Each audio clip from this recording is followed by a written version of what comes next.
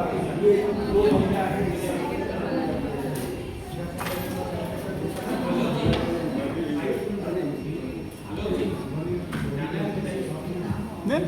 बैठेंगे। आप सभी को नमस्कार। संगोष्ठी के इस 5वें सत्र में आप सभी को स्वागत है। और इस सत्र का विषय है मिजो और हिंदी भाषा एकात्म के सूत्र।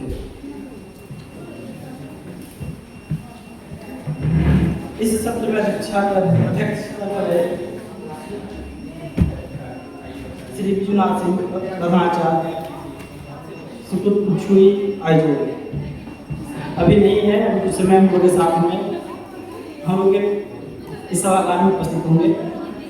और वक्ता के रूप में है डॉक्टर जैनी,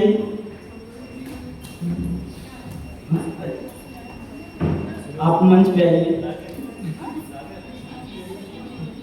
और वक्ता के रूप में है हमारे विभाग के शोधार्थी सुश्री जुदित जोबारी, मंच पर आमंत्रित हैं।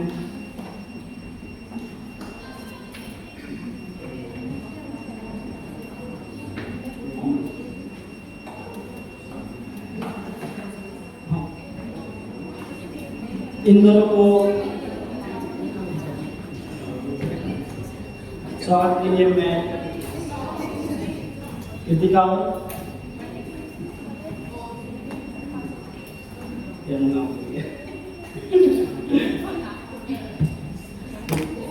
उनकी टीम को आमंत्रित करता हूँ।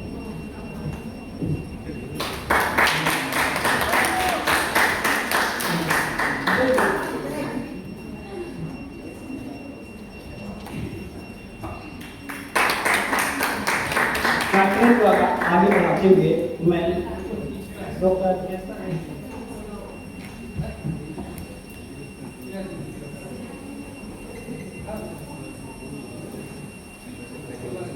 डॉक्टर जैनी को आमंत्रित करता हूँ। आइए।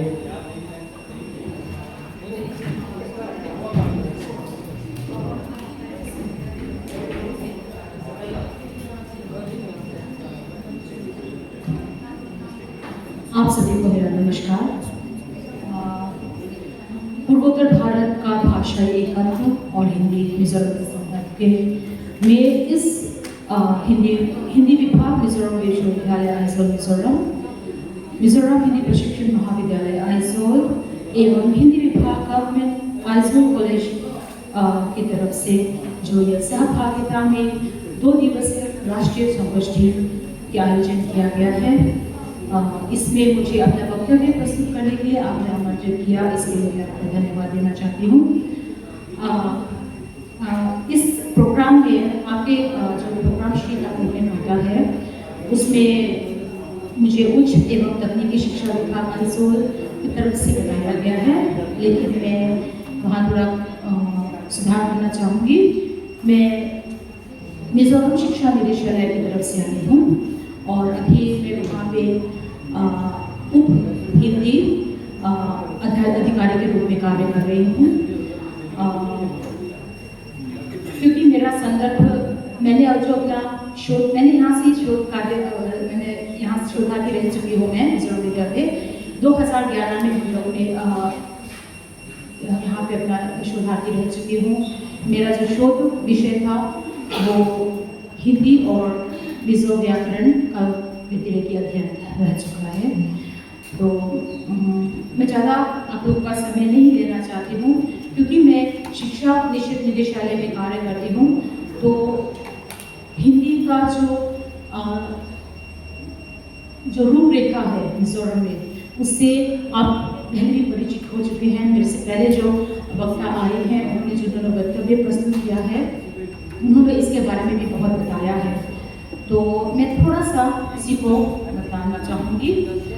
जैसा कि आप जान चुके हैं कि हिंदी निदेशालय शिक्षा मिजोरम में हिंदी का जो है, जो उसकी जो नियमावली है, जो रूपरेखा है वो इस तरह बनाई गई है। हमारे शिक्षा निदेशालय में एक हिंदी विभाग है डायरेक्टर करते हैं, उसके अंतर्गत में एक डिप्टी डायरेक्टर हिंदी है। फिर उनके नीचे उनके अंदर में उनके अंतर्गत एक हिंदी एजुकेशन ऑफिसर, हिंदी शिक्षा अधिकारी हैं। फिर उप हिंदी शिक्षा अधिकारी हैं। फिर उसके बाद एक सुपरिटेंडेंट है, हिंदी का सुपरिटेंडेंट है, यूडीसी हमारे में है, और फिर एलडीसी। इस तरह से हमारा शिक्षा निदेशालय में हिंदी की स्थिति है। फिर आपको जो सामान्य रूपरेखा है शिक्षा के अंतर्गत में मिजोरम में जो हिंदी स्कूल्स हैं उनके बारे में आपको थोड़ा सा जानकारी देना चाहूँगी। मिजोरम राज्य में हाई स्कूल पूरा मिलाकर जो गवर्नमेंट हाई स्कूल है वो 198 हाई स्कूल्स हैं। पूरा मिलाकर 715 हाई स्कूल हैं, जिनके अंतर्गत गवर्नमेंट, समग्र, डेफिसिट, एजुकेटेड, लमसम और प्राइवेट स्कूल्स इंक्लूडेड हैं। इसके अलावा उच्चतर हायर सेकेंडरी स्कूल्स हैं। पूरे मिला के 212 हायर सेकेंडरी स्कूल्स हैं हमारे अंदर, और इसमें 21 गवर्नमेंट है, समग्रा के अंतर्गत 20 हैं, डेफिसिट 7, एडॉक 12, लमसम 52 और प्राइवेट 90 है। इसी तरह से हमारे जो मध्यवर्ती जो है, जिसे हम लोग मिडिल स्कूल कहते हैं, उसमें हमारे जो गवर्नमेंट स्कूल हैं वो पूरे मिला के 564 गवर्नमेंट स्कूल्स हैं, एडोकेटेड 64, डेफिसिट 10, लमसम 36, और जो लोकल बॉडीज है वो 92 है। और पूरा जो मिजोरम के अंदर में जो भी प्राइवेट है, समग्र है, पूरा मिला के जो मिडिल स्कूल्स हैं वो 1555 स्कूल्स हैं। इन्हीं से हमारी नियुक्ति हो जाती है, हम लोग नियुक्ति करते हैं हिंदी टीचर्स की। तो जो अभी जो हमारा जो परिस्थिति है हिंदी मतलब जो शिक्षा निदेशालय के अंतर्गत जो हिंदी टीचर्स हैं, हिंदी अध्यापक हैं, उनकी जो स्थिति है उसके बारे में आपको थोड़ा सा मैं बताना चाहूँगी। हाई स्कूल जो है मतलब उच्च शिक्षा में अध्यापक जो हैं, उच्च शिक्षा अध्यापक जो हैं वो पूरे अभी जो हमारे यहाँ पे सैंक्शन पोस्ट जिसे हम कहते हैं वो 384 सैंक्शन पोस्ट हैं, जिनमें से 238 को फिल किया हुआ है और अभी वैकेंट 146 पोस्ट है। मिडिल स्कूल में जो है वो 724 सैंक्शन पोस्ट है हमारे पास, जिनमें से 276 को फिल किया गया है, और वैकेंट पोस्ट हमारा 448 अभी हिंदी में है। इसके अलावा भी CSS के अंतर्गत हमारे यहाँ पे हाई स्कूल और मिडिल स्कूल के अध्यापक भी हैं। उनका भी पूरा मिलाकर 855 पोस्ट है, जिनमें से 10 वैकेंट हैं, और ये हमारी शिक्षा जो निदेशालय है उसकी स्थिति है। सबसे पहले हिंदी की शुरुआत हम जानेंगे, जिससे पहले पिछले सत्र में हमारे जो वक्ता थे उन्होंने कहा है, हमें जैसे बताया था कि हिंदी की शुरुआत कैसे हुई है। तो उसी में डॉक्टर जोरमदीन खरड़ा जिन्होंने मेरे से पहले जिन्होंने अपना वक्तव्य प्रस्तुत किया, उन्होंने बताया था हिंदी की शुरुआत कैसे हुई है।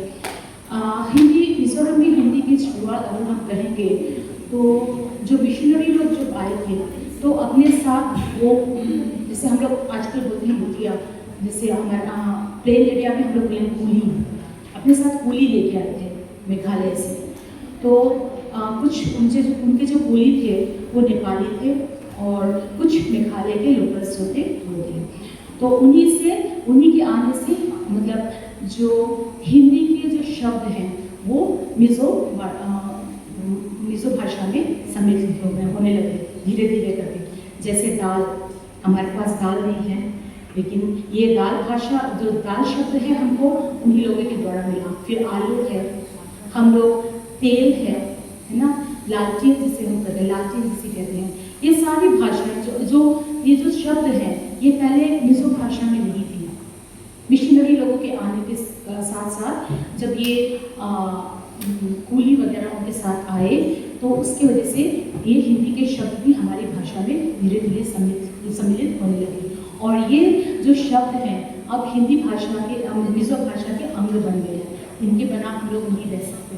हमारे समय में मतलब कहेंगे तो जो आरंभिक जो मिजो थे वो लोग मतलब तेल का ज़्यादा प्रयोग नहीं करते थे। जैसे आप लोगों को सभी को पता है हम लोग मांसाहारी हैं, तो इस वजह से जो एनिमल फैट्स होता था उसका इस्तेमाल किया जाता था। मोस्टली पूर्वोत्तर भारत में अभी भी कई कई जगहों पे एनिमल फैट्स का यूज़ किया जाता है सब्जी बनाने में, तलने के लिए। तो हम लोग जो तेल, जैसे सरसों का तेल जिसे कहते हैं, वो मीठा तेल होते हैं। अगर आप मिज़ो से बोलोगे सरसों का तेल, मिज़ो लोगों से बोलोगे तो उनको समझ में नहीं आएगा। अगर आप बोलोगे मीठा तेल, हाँ मतलब सरसों का तेल। तो जो ये शब्दावली जो मिज़ो भाषा में आई है वो मिशनरियों के आने से आई है। ठीक, फिर इस तरह से उनके रहने से, उनके रहन सहन से धीरे धीरे जो शब्दावली मिज़ो भाषा है धीरे धीरे हम लोग ने सीखा। जैसे हम लोग अभी जैसे पहले वाले कह चुके हैं, वक्ता ने कहा जैसे वाई शब्द, मतलब यहाँ के जो सेंट्रल एरिया के लोगों को हम लोग ज़्यादातर वाई करके बोलते हैं। ये पहले जो इनका जो बोलने का ढंग था, क्योंकि मिज़ो भाषा में जैसे भा है, भा नहीं है ना, भा के नहीं होने की वजह से वो लोग भा का प्रोनाउंसिएशन नहीं कर पाते थे। तो जैसे हिंदी में हम लोग भाई बोलते हैं, भा है ना, तो टोनल लैंग्वेज होने की वजह से वो भा का अनुपस्थिति के कारण वो ब बन गया। फिर इसी तरह से वाई, जो हम लोग प्रिफर, जैसे सेंट्रल एरिया से जो भी लोग आते हैं हम लोग उनको वाई करके प्रिफर करते हैं। अब ये पहले तो जब मिजोरम में जब संघर्ष हुए थे तो उस वजह से जो भेदभाव हुआ था उस वजह से पहले जब इस शब्द का प्रयोग किया जाता था तो वो थोड़ी निंदा की दृष्टि से किया जाता था, लेकिन अब उस दृष्टि से नहीं किया जाता है। फिर आगे मैं थोड़ा और बोलूँगी। हमारे जो मिजोरम की जो हिंदी है उसके जो स्तर है वो उनके बारे में आपको बताना चाहूँगी। प्राथमिक स्तर है, प्राथमिक स्तर में हिंदी पढ़ाई जाती है। पहले 1998 से पहले ये प्राथमिक स्कूल में पढ़ाया जाता था हिंदी को, लेकिन कुछ समय पे उसके पश्चात ये केवल माध्यमिक स्कूलों में पढ़ाना शुरू किया गया। प्राथमिक स्कूलों में अभी भी जैसे प्राइवेट स्कूल हैं, प्योरली प्राइवेट है, उन्होंने वहाँ पे हिंदी अभी भी पढ़ाई जाती है। फिर उसके बाद मिडिल स्तर में सरकारी स्कूलों में कक्षा 5 से हिंदी की दीक्षा की जाती है।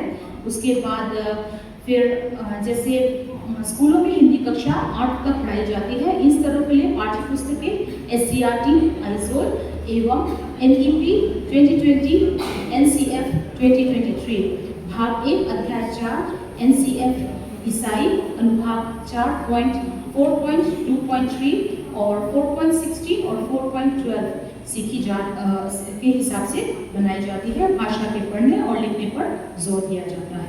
फिर इसके बाद मिडिल स्कूल के बाद HSLC के स्तर में हिंदी को जो स्थिति है उसके बारे में मैं आपको बताना चाहूँगी। हिंदी पाठ्यक्रम में अनिवार्य विषय के न होने के कारण सरकारी हाई स्कूलों में हिंदी को पढ़ाया जाता है, लेकिन वो केवल कन्वर्सेशन के मतलब उससे पढ़ाया जाता है ताकि बच्चे जो हैं वो हिंदी में बोल सकें, समझ सकें उसको, उस आधार से उन्हें पढ़ाया जाता है। उनके लिए एक पाठ्य पुस्तक है, लेकिन उस पाठ्य पुस्तक का प्रयोग नहीं किया जाता है। तो ये HSLC स्तर पे है। फिर HSS मतलब जो हाई लिविंग सर्टिफिकेट स्तर पे जो हिंदी है, अगर मैं पूरा करूँगी तो शायद आप लोग को बोरिंग लगेगा। उपयुक्त मतलब जो है कक्षाओं में नहीं पढ़ाया जाता है। सरकारी हाई स्कूल में 80% से भी अधिक जो है ये हिंदी के अलावा जो हिंदी के जो शिक्षक है वो हिंदी के अलावा साइंस, मिज़ो, SS और दूसरी सब्जेक्ट को पढ़ाया करते हैं। फिर जो HS हाई स्कूल के लेवल में स्तर में जो हिंदी पढ़ाई जाती है वो जो मतलब जो केंद्रीय स्तर के हिसाब से जो पढ़ाई जाती है हिंदी वो माइस में पढ़ाई जाती है। जैसे नवोदया स्कूल है यहाँ पे, उनमें पढ़ाई जाती है, या फिर सैनिक स्कूल जो है यहाँ पे उनमें पढ़ाई जाती है। अदरवाइज 8वीं के बाद तो यहाँ पे हिंदी नहीं पढ़ाई जाती है। फिर हायर एजुकेशन में HSLC में जैसे मैं पहले बता चुकी हूँ, केवी स्कूल्स में, सैनिक स्कूल में, नवोदया में इनको पढ़ाया जाता है। और जो सामान्य सरकारी जो यहाँ पे स्कूल हैं उनमें नहीं पढ़ाया जाता है, केवल माइस में पढ़ाया जाता है हिंदी को। फिर कॉलेज स्तर में जैसे आप अभी जान चुके हैं सरकारी स्कूल में जैसे कॉलेज में, आइजोल कॉलेज में और कमला नगर में हिंदी को विषय के रूप में पढ़ाया जाता है। और इन कॉलेजों में हिंदी पढ़ने वाले ज़्यादातर छात्र जो हैं वो माइस से या तो पढ़े लिखे होते हैं या फिर अन्य विभिन्न प्रदेशों से केंद्रीय विद्यालय में जिन्होंने पढ़ाई की है वो लोग इन कॉलेज स्तर में पढ़ाई करते हैं। जो यहाँ से जिन्होंने पढ़ाई शिक्षा दीक्षा ग्रहण किया उनमें से बहुत ही कम है जो कॉलेज लेवल तक पहुँच पाते हैं। मतलब एक गैप है, आपने नोटिस किया होगा जब मैं आपको बता रही हूँ तो प्राथमिक में है एक गैप है, फिर माध्यमिक में पढ़ाया जाता है, फिर कॉलेज हाई स्कूल के लेवल में एक गैप है, फिर इधर उच्च में फिर अच्छे से हिंदी पढ़ाई जाती है। तो एक तरह से ये जो गैप है इसको हम लोगों को भरने की ज़रूरत है। फिर स्थानांतरित जो स्तर पर जो हिंदी पढ़ाई जाती है वो जैसे हमारे पहले वक्ता ने कहा कि मिजोरम यूनिवर्सिटी में 210 में हिंदी विभाग की शुरुआत हुई। 2011 में PhD के सबसे पहले छात्र जो थे उन्होंने अपना नामांकन किया। इस तरह से इग्नू में भी MA प्राइवेट में कई लोग अपने कार्य के साथ किया करते हैं। और फिर जैसे पहले वक्ता ने बताया है 1975 को शिक्षण प्रशिक्षण जैसे MSTC इसकी स्थापना की गई थी।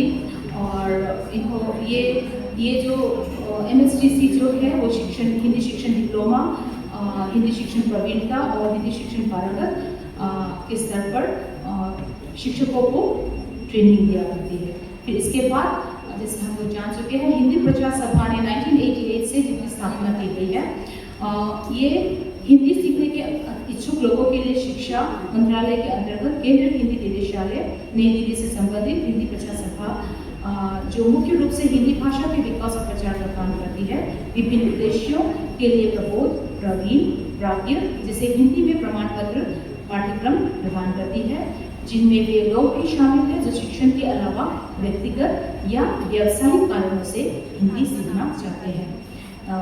ये हमारा जो दशा है मिजोरम में हिंदी की जो दशा है, हिंदी की जो शिक्षण प्रणाली है उसके बारे में थोड़ा सा मैंने जो वक्तव्य प्रस्तुत किया वो है। और मैं ये आपको बताना चाहती हूँ कि हिंदी और साहित्य, मिजो साहित्य और हिंदी का सबसे पहला जो संबंध बना था, जो सबसे पहला संबंध हिंदी और मिजो साहित्य का जो बना था वो बना था श्री प्रकाश मिश्र के उपन्यास जहांबाज मिलते हैं से। उन्होंने सबसे पहला इनिशिएटिव लिया और पूर्वोत्तर भारत को नज़र में रखते हुए यहाँ के जो जन विद्रोह है उसको नज़र में रखते हुए उन्होंने सबसे पहला उपन्यास लिखा। आज यहाँ पे कई शोधार्थी भी हैं, कई पढ़ने हिंदी MSTC के कई छात्र भी हैं, कॉलेज के कई छात्र भी हैं। मैं उनसे अनुरोध करना चाहूँगी कि वो आने वाले समय में जितना जो उनको विषय अच्छा लगता है, चाहे वो साहित्य हो, कहानी हो, कविता हो, जितना अनुवादन कर सके वो करने का प्रयास करें। क्योंकि जब तक हमारा जो साहित्य है, जो साहित्य है उसका अनुवाद नहीं किया जाएगा, तब तक उसको हम लोग जब तक उसका प्रसार नहीं करेंगे, प्रचार नहीं करेंगे अनुवादित के रूप में, तब तक ये हिस्से का, पूर्वोत्तर हिस्से का जो साहित्य है, इतना मूल्यवान साहित्य है, वो केंद्रीय भारत के साहित्य से अलग रहेगा। हमें ये कोशिश करनी है कि हम इसको जितना हो सके जोड़ सकें। मैं कुछ उधर मैं बैठी थी तो मैंने कुछ लाइनें लिखी हैं, उन्हीं लाइनों के द्वारा मैं अपने वक्तव्य को खत्म करना चाहूँगी। हिंदी बनी वह धारा जो बहे हिंद से कुमारी तक, जो बहे गांधी के नगर से हमारे पूर्वोत्तर तक, जोरम के इस आंचल में आज मिले हम भाईचारे में, देखो बनेगी यह भाषा एक दिन जो मिलाएगी पूर्वोत्तर को भारत के मुख्य धारा में से एक दिन। धन्यवाद। बहुत बहुत धन्यवाद। साथ में के लिए आपको बहुत बहुत धन्यवाद देना चाहिए। हमारे बीच हमारे संस्कृत अध्यक्ष श्री दिवनाथ सिंह सर आ चुके हैं। सर के स्वागत करने के लिए किसी का कमेटी को मैं अनुरोध करता हूँ।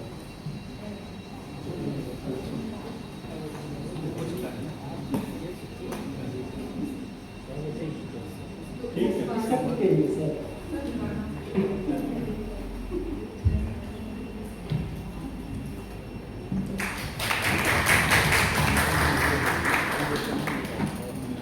मैं अब जुदित को आमंत्रित करता हूँ।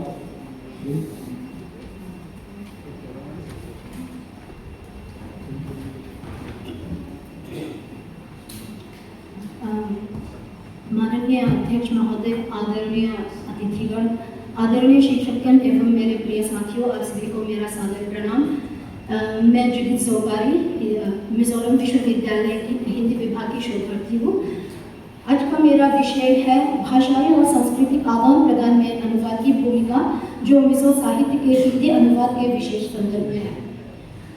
साहित्य एक ऐसा महत्वपूर्ण माध्यम है जो समाज और संस्कृति के विभिन्न पहलुओं और तत्वों को अन्य लोगों के सामने प्रस्तुत करता है।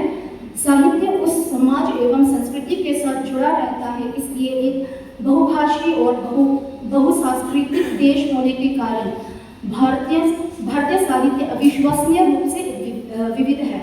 इस विविधता के बीच एक ही देश में रहते हुए भी विभिन्न राज्यों में प्रचलित विभिन्न भाषा और बोलियों के कारण लोगों के बीच आपसी जुड़ाव तथा समाज एवं संस्कृति के बारे में जानकारी प्राप्त करना कठिन हो जाता है। मिजो साहित्य पूर्वोत्तर भारत के मिजोरम राज्य से जुड़ा है, जो मिजोरम के आदिवासी समुदायों के जीवन, संघर्षों, परंपराओं और धार्मिक विश्वासों को प्रतिबिंबित करता है। भाषाई और सांस्कृतिक आदान प्रदान में अनुवाद प्रक्रिया केवल शब्दों का भाषांतरण करना नहीं है, बल्कि दोनों भाषाओं और संस्कृतियों के बीच सेतु का काम करती है। इस तरह मिजो साहित्य के हिंदी अनुवाद की भूमिका अत्यंत महत्वपूर्ण हो जाती है। मिजो साहित्य यदि केवल मिजो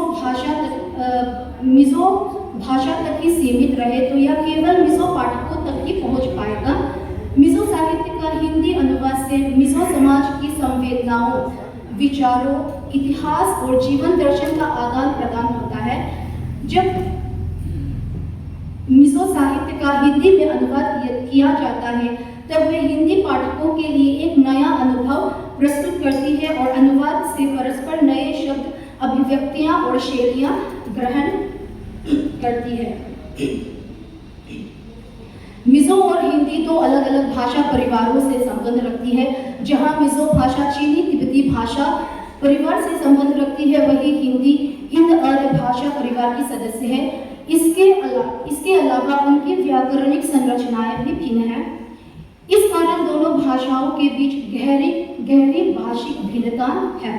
लेकिन मिजो साहित्य का हिंदी अनुवाद करते समय ऐसे पक्ष सामने आती है जहां दोनों भाषा एक दूसरे से मिलती जुलती है। जैसे मेरे जस्ट पहले हमारे वक्ता ने कहा था, कुछ ऐसे मिजो शब्द हैं जो हिंदी भाषा के मूल शब्द हैं, लेकिन उनकी वर्तनी और उच्चारण मूल हिंदी से थोड़ा अलग हो जाता है। जैसे सिपाही, मिजो में हम सिपाही कहते हैं, जो हिंदी के सिपाही से लिया गया है। सरकार, जो सरकार मिजो में हमारा सरकार है। और बाजार, मिजो में बाजार कहते हैं।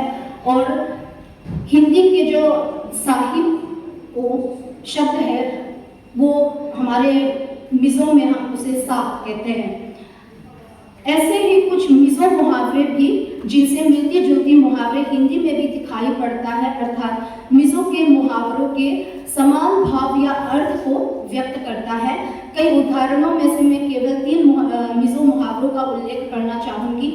पहला है तुबोले तो लूंग इनकार नज़र। इसका हिंदी में भी इसी भाव का एक मुहावरा है, 2 पाटों के बीच घिसना।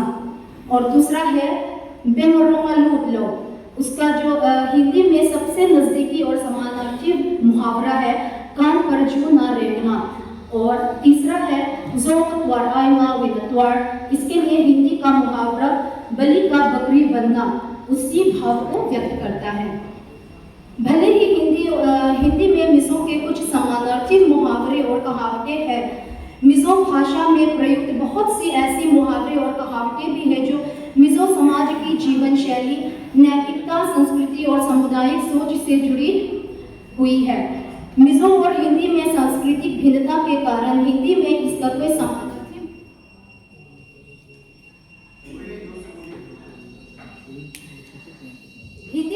समानार्थी मुहावरा नहीं होता है। जैसे मिजो की एक प्रचलित कहावत है, मानिता ना चकाई खोड़। इसका जो शाब्दिक हिंदी अनुवाद है, अपने लिए केकड़ा पकड़ना, जो मिजो में चकाई है वो हिंदी में केकड़ा है। इस कहावत का ये अर्थ होता है अपनी भलाई के लिए काम करना। पारंपरिक मिजो समाज अपने जीविका के लिए केवल खेती पर ही निर्भर थे। हर साल वे बारिश और कड़ी धूप में भी बड़े मेहनत से काम करते थे, फिर भी उन्हें पूरे साल का भोजन पर्याप्त से नहीं मिल पाता था। इसलिए अपने स्वार्थ के लिए नहीं, लेकिन अपने परिवारों के लिए वे खेतों में रात बिताकर दूसरों से ज्यादा फसल उगाने के प्रयास में कड़ी मेहनत करते थे और वे इस काम में सफल भी होते थे। इस तरह मिजो समाज में जब एक समूह केकड़ा पकड़ने जाते थे, वे सिर्फ अपने लिए पकड़ते थे, उनके साथ चलने वालों में भी बांटा नहीं जाता था। इस तरह यह कहावत मिजो समाज में अपने लिए कड़ी मेहनत करने जैसी सीख सिखाने का काम करता है। और दूसरा है, मिजो संस्कृति के साथ तोमगैना भाव जुड़ा हुआ है। हिंदी में इसका निकटतम पर्याय के लिए हम परोपकार का प्रयोग कर सकते हैं। मिजो संस्कृति में अपनी चिंता किए बिना निस्वार्थ भाव से दूसरों की मदद करना, दूसरों के सुख दुख में साथ देना, केवल अपने ही पहचान की नहीं बल्कि किसी पराये, किसी अनजान की मदद करना जैसी परंपरा हमारे पूर्वजों से ही चलती रही है और इसे महत्व भी दिया जाता है। एक मिजो कहावत है छियांसन थींगम, जिसका हिंदी अर्थ है दोस्त को बचाने के लिए अपना जान देना। मिजो संस्कृति में अपने जान पहचान ही नहीं परंतु किसी पराये की मदद के लिए अपना सब कुछ न्यौछावर करना, अपनी जान तक दे देना जैसा भाव इस कहावत में छिपा हुआ है। इस तरह हिंदी शब्द जो परोपकार है, ये मिजो संस्कृति से जुड़ा तोमगैना के पीछे छिपे गहरी सांस्कृतिक अर्थ, सांस्कृतिक भाव को स्पष्ट नहीं कर पाता और संपूर्ण भाव को स्पष्ट करने वाला शब्द हिंदी में नहीं मिलता है। हर भाषा अपनी संस्कृति से जुड़ी होती है। मिजो भाषा में भी कई ऐसे शब्द हैं जो वहाँ की परंपरा, संस्कृति, रीति रिवाज के साथ जुड़े होते हैं। उदाहरण के लिए पारंपरिक मिजो संस्कृति में नुलर रीम प्रचलित है। नुला जिसका अर्थ है युवती और रीम का अर्थ है प्रणय करना। ये मिजो समाज में प्रेमालाप का एक पारंपरिक रूप है। पारंपरिक मिजो रीति रिवाज के अनुसार जब युवक रात में अपने पसंदीदा युवती के घर उससे मिलने जाता है, इसी को हम मिजो में नुलरीम कहते हैं। हिंदी में नुलरीम शब्द का कोई समानार्थी या पर्याय नहीं है और ना ही इस तरह के रीति रिवाज। इस तरह अनुवाद भाषाई और सांस्कृतिक आदान प्रदान का सबसे प्रभावी माध्यम है। मिजो साहित्य का हिंदी अनुवाद हिंदी पाठकों को मिजो समाज के सांस्कृतिक परंपराओं और रीति रिवाजों, संवेदनाओं आदि से परिचित कराती है तथा राष्ट्रीय पहचान भी दिलाती है। अनुवाद के माध्यम से भाषा न केवल संवाद करती है बल्कि एक दूसरे को समृद्ध और विकसित भी करती है। इस प्रकार हम अनुवाद को भाषाई और सांस्कृतिक पुल कह सकते हैं। इन्हीं शब्दों के साथ मैं अपनी प्रस्तुति को यही समाप्त करूंगी। धन्यवाद। और अब हम अंतिम पड़ाव में हैं और इस सत्र के जो अध्यक्षता करें हमारे विजयनाथ सर हैं, अब उनको मैं आमंत्रित करता हूं अध्यक्ष के भाषण के लिए। धन्यवाद।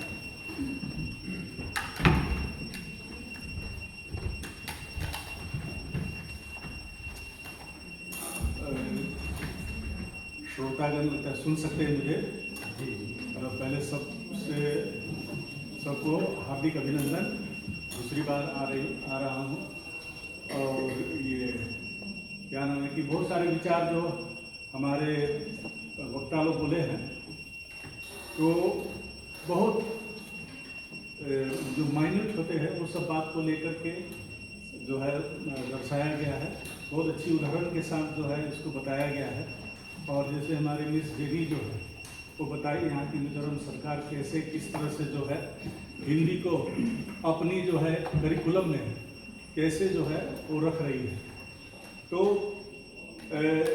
वही एक हाई सेकेंडरी लेवल में यही दिक्कत हो जाता है कि हिंदी को जो है पढ़ाते तो हैं, लेकिन चूँकि उसका बोर्ड में मार्क्स नहीं है, उसको अभी भी ग्रेड में दिया जाता है। यही कारण है कि उस पर जो है हमारे हिंदी टीचर लोग उतना दबाव भी नहीं डाल पाते हैं, और यही कारण है कि थोड़ा वो लूज हो जाता है।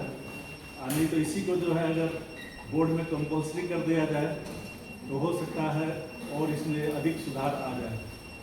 तो चूँकि मिजो के संदर्भ में बहुत कुछ हम लोग सुने हैं और मैं भी जो है बहुत कुछ सीखा हूँ, एक्सपीरियंस किया हूँ।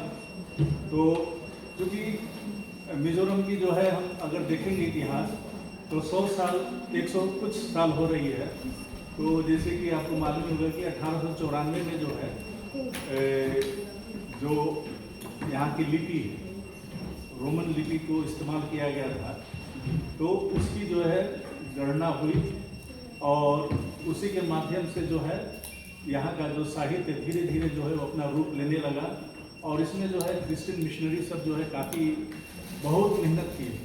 उस समय जो है J.H. लॉरेन और उनके सहयोगी विलियम, और दोनों जो है एक मिशनरी झील में काम किए और बहुत कम समय में ये पूरा जो है जो हम लोग कखा गगा बोलते हैं या ABCD बोलते हैं उसको उन्होंने जो है रोमन में ढाल दिया। और जो पहले की जो मिजो सभ्यता थी, तो जैसे पहले ही हमारे गोमते साहब जो है खियंते साहब पहले ही बता चुके कि एक हेड हंटर ट्राइब के थे।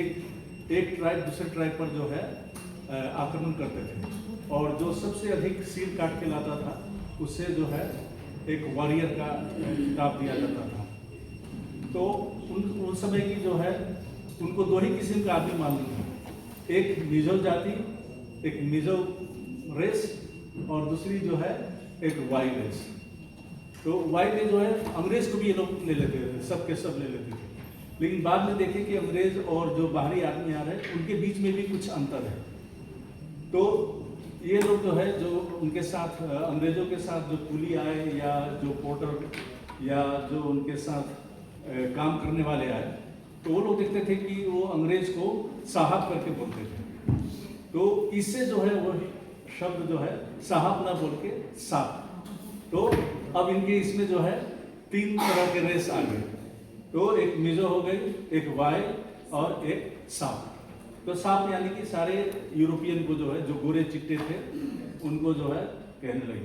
तो धीरे धीरे यहाँ से जो है वो मेरी विंचेस्टर की जो कहानी हम लोग सुन चुके हैं कि कैसे धीरे धीरे वहाँ से जो है एक मिजो चीफ जो है अटैक किया और मेरी विंचेस्टर 6 साल की लड़की को जो है लोग किडनैप करके लाए। तो वहाँ से जो है धीरे धीरे इनका जो है बढ़ता चला गया। और ये जो संस्कृति है धीरे धीरे अपने आप को बुनना मतलब शुरू हुआ। और ये क्या नाम है कि तो इसमें जो है बाहरी, चूँकि उस समय अंग्रेज का शासन था और दूसरी जो है जाति या दूसरे जगह के आदमी जो है नहीं आ पाते थे, और उस समय जो है बहुत सारी बाधा। तो इसलिए जो है यहाँ पर ILP का ये दौर शुरू हुआ, जो रेस्ट्रिक्शन लगाया जाता था कि भाई यहाँ से आगे नहीं जाना है, यहाँ पर जो है क्योंकि उस समय जो है अचानक आक्रमण हो जाता था, तो इसलिए जो है वहाँ पर रेस्ट्रिक्शन लगाया गया। तो बाहरी आदमी को जो है नहीं आने को मिलता था। तो वो जो है अभी धीरे धीरे जो है अभी तक वो चल ही रहा है, लेकिन पहले में और अभी में बहुत का बदलाव आया है। अब आदमी जो है धीरे धीरे बहुत शिक्षित, मिजोरम जो है अब हम लोग जो है सबसे शिक्षित वर्ग में गिने जाने लगे हैं। और जो पिछला अप्रैल या मई के महीना में जो है हम लोग 100% लिटरेसी मनाए, तो इसमें जो है सबसे बड़ा योगदान रहा शिक्षा का। जो शिक्षा बिल्कुल अभी तक लगभग मुझे 50 साल मिजोरम में होने वाला है, मैं इलेक्शन ड्यूटी में भी गया, प्रिसाइडिंग ऑफिसर बन के गया, बहुत सारे गांव में घूमा। मैं आज तक कोई मिजो को अंगूठा छाप लगाते हुए नहीं देखा, मतलब इतनी जड़ तक पहुंच गई। और इसकी जो है सबसे बड़ा योगदान मैं सोचता हूँ चर्चों का रहा, क्योंकि चर्च में जो है बाइबल पढ़ना है, और जो आदमी बाइबल नहीं पढ़ता है उसको जो है, जो कि भगवान का शब्द है उसमें, अगर वो नहीं पढ़े तो वैकुंठ न जाए। तो इस तरह का जो है मान्यता के कारण जो है शिक्षा में वो लोग काफ़ी आगे। अब धीरे धीरे जो है काफ़ी प्रोग्रेसिव हो रहे हैं, और धीरे धीरे जो हिंदी को जो है लिए, क्योंकि बहुत सारे स्टेट हमारे बड़े बड़े स्टेट जो है हिंदी को जो है वो नहीं लेना चाह रहे, कुछ विरोध करना चाह रहे। उस मामले में जो है मिजोरम बहुत ही अच्छा है। बहुत सारे लोग तो ज़बरदस्ती बोलते हैं कि हमें और हिंदी टीचर दीजिए, हमें और सिखाइए, हमें और ये कीजिए। तो इसमें भी जो है सरकार कदम उठा रही है, जो कि कुछ मिस जेनी ने बताई है। और यही है कि हमारे न्यू जनरेशन्स जो रिसर्च स्कॉलर्स हैं, उन्हें मैं आग्रह करता हूँ कि आप लोग आगे बढ़ें और इस जो प्रोग्रेसिव जो हमारा लिंग्विस्टिक जो सेतु है उसको आगे बढ़ाए, उसको आगे डेवलप करें, उसमें और कुछ डाला जाए। जैसे आप लोग परिवार के बारे में जो है, क्योंकि रामायण जो है उसमें बहुत सारी चीज़ें जो है कि एक पिता का रोल क्या है, एक भाई का रोल क्या है, एक राजा का रोल क्या है, एक परिवार का अंदर का किस तरह का रोल, ये सारे चीज़ जो है कुछ चीज़ जो बाहर की है वो हमें भी समझने की ज़रूरत है। क्योंकि हमारी समाज, हम मनुष्य हैं, हमें एक समाज चाहिए, और जब तक हमारी समाज को जो है जब तक हम लोग एक दूसरे से बंधे हुए नहीं हैं, तब तक जो है समाज आगे नहीं चल सकता। जैसे हम पश्चिम में देखते हैं, वहाँ में फैमिली का कोई उतना माने नहीं रह गया। आदमी सब जो है धीरे, जब हम परिवार में नहीं रहेंगे, धीरे धीरे फ्रस्ट्रेशन होना शुरू हो जाएगा। आदमी जो है शांति के लिए, देखिए देखते होंगे कि बहुत सारे विदेशी जो है आ रहे हैं काशी, बनारस या अन्य जगह में शांति के खोज में। बहुत बड़े बड़े जो है स्टीव जॉब्स और ये इवन एलन मस्क के पिताजी भी जो है महाकुंभ में आए। तो कुछ चीज़ें जो है, जैसे हमारे जो शिक्षित वर्ग है, द सो कॉल्ड एलाइट, मैं रिक्वेस्ट करना चाहता हूँ कि वेस्ट के ऊपर ठीक है फोकस करिए, लेकिन धीरे धीरे जो इस तरफ भी जो है फोकस करिए। जो वर्ल्ड जो है वो इंडिया की तरफ फोकस कर रहा है, और हमारे यहाँ के जो है वो बाहर फोकस कर रहे हैं। तो नहीं, जैसे हमारे यहाँ में भी जो है बहुत सारा कुंभ मेला लगता है, कुंभ मेला के ऊपर बहुत सारा रिसर्च किया जा सकता है। So many things are there which can be used to teach the society.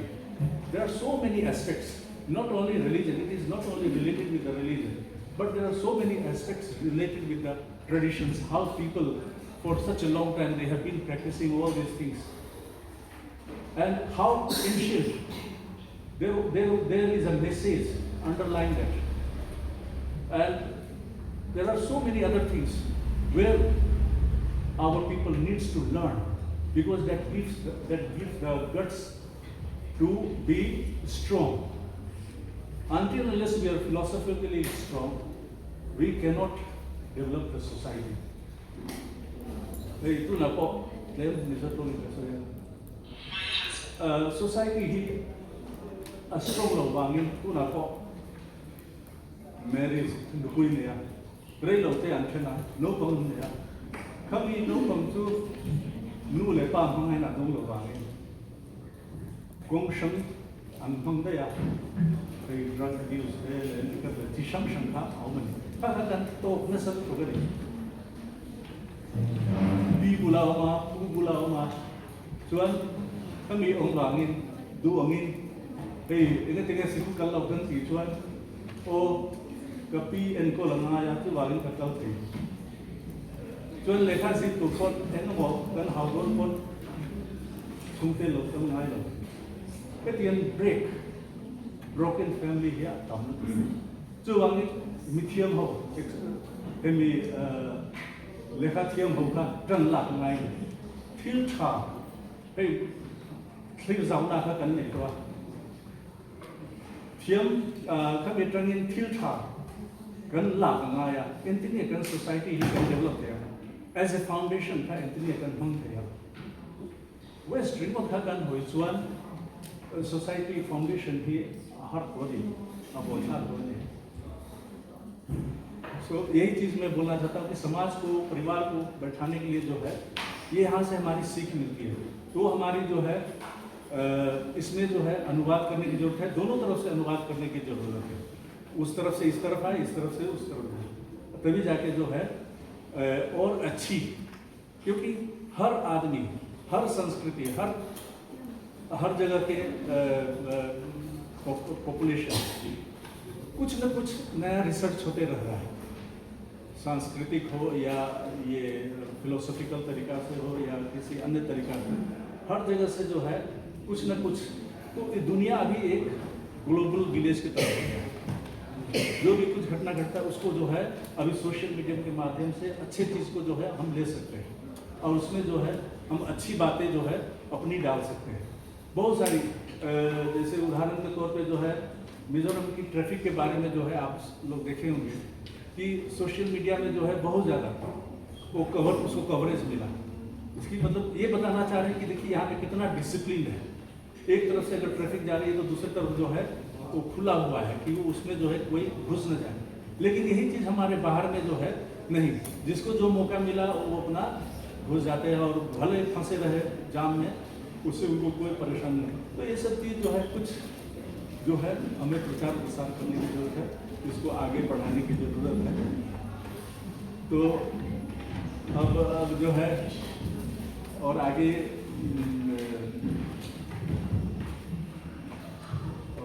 उसी के साथ जो है समाप्ति के वक्त। तो चलिए बहुत बहुत धन्यवाद, सभी को धन्यवाद। और हमारे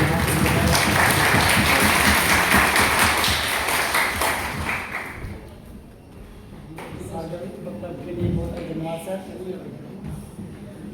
और अंत में मैं धन्यवाद ज्ञापन के लिए मैं MHTC के सहायक प्राध्यापक डॉक्टर MS को बुलाना चाहता हूँ। MS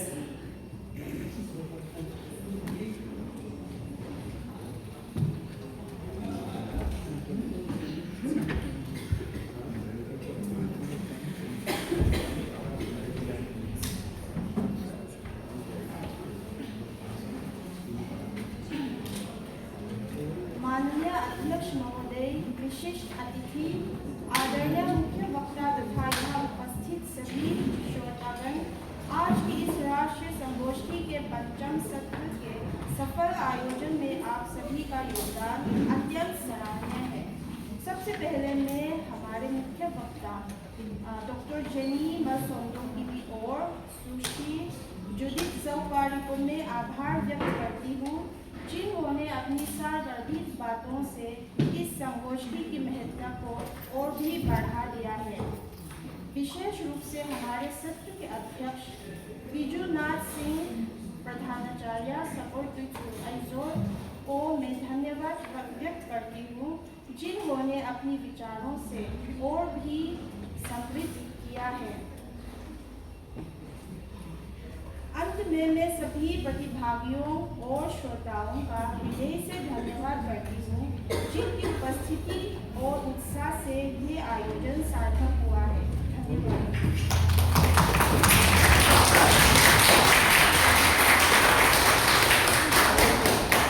अब मैं इस सत्र का समापन की घोषणा करता हूँ।